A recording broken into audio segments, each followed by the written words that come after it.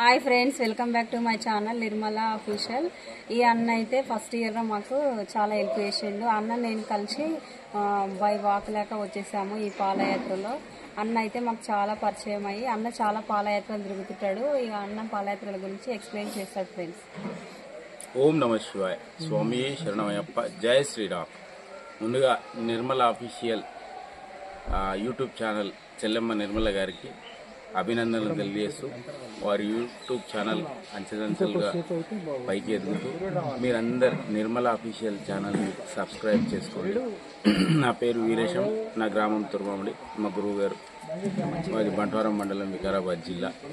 నేను మొట్టమొదటిసారిగా 2000 సంవత్సరంలో ఒక మహాసంకల్పంతో తుర్మామిడి బాగుండాలి, బంట్వారం మండల ప్రజలు బాగుండాలి, వికారాబాద్ జిల్లా ప్రజలు బాగుండాలి, తెలంగాణ రాష్ట్రం ఏర్పడాలి, భారతదేశంలో ఉన్నటువంటి అన్ని వర్గాల వారు సుఖ సంతోషాలతో ఆయురారోగ్యాలతో మంచిగా ఉండాలి, ముఖ్యంగా రైతన్నలు బాగుండాలి అని చెప్పేసి తుర్మామిడి నుండి శ్రీశైలానికి పాదయాత్ర చేసినాను.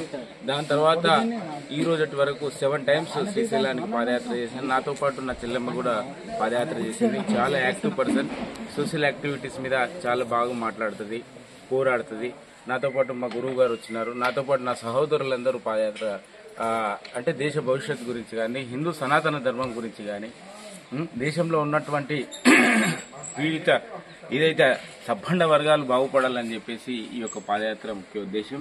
దాని తర్వాత నేను గోవులు బాగుండాలి, గోవు బాగుంటేనే భూమి బాగుంటుంది అని చెప్పేసి గోమహా పాదయాత్ర అని చెప్పేసి హైదరాబాద్ టు తిరుపతి, అరుణాచలం అది కూడా కంప్లీట్ చేశాను. ఎందుకంటే మనం ఈరోజు స్వచ్ఛమైన గాలి తీసుకుంటున్నామంటే ఆ చెట్లు ఎంత ముఖ్యమో గోమాత కూడా అంతే ఇంపార్టెంట్. కాబట్టి మనం అందరం దయచేసి గో ఆధారిత వ్యవసాయం చేయాలి.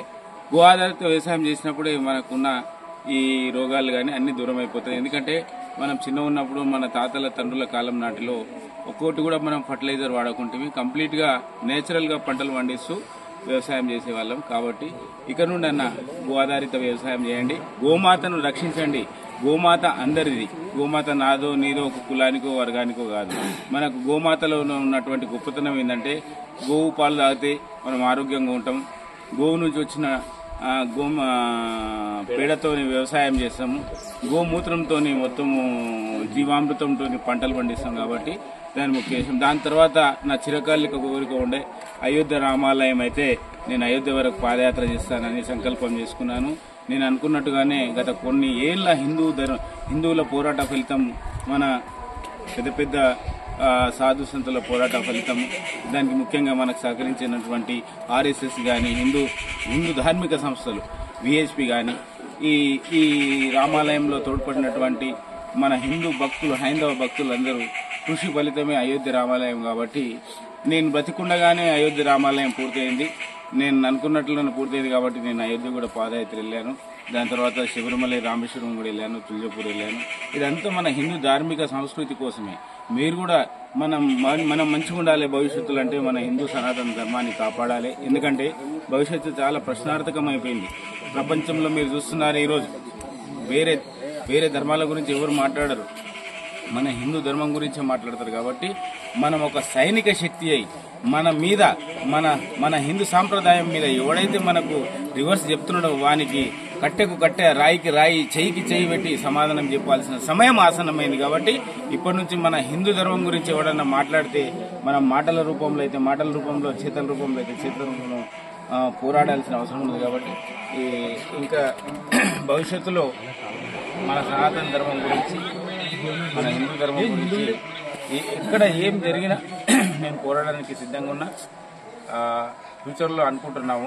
అది ఒకవేళ సక్సెస్ అయితే మళ్ళీ పాదయాత్రలో నెక్స్ట్ ఇయర్ పాల్గొంటాము. పాదయాత్రకు వచ్చినటువంటి అందరి కోరికలు కూడా ఆ ఉమామహేశ్వర స్వామి, శ్రీశైల బ్రహ్మరాంబిక మల్లికార్జున స్వామి అందరి కోరికలు నెరవేరాలి, అందరికీ మంచి ఆరోగ్యం ఇవ్వాలని కోరుకుంటూ ఓం నమ శివాయ.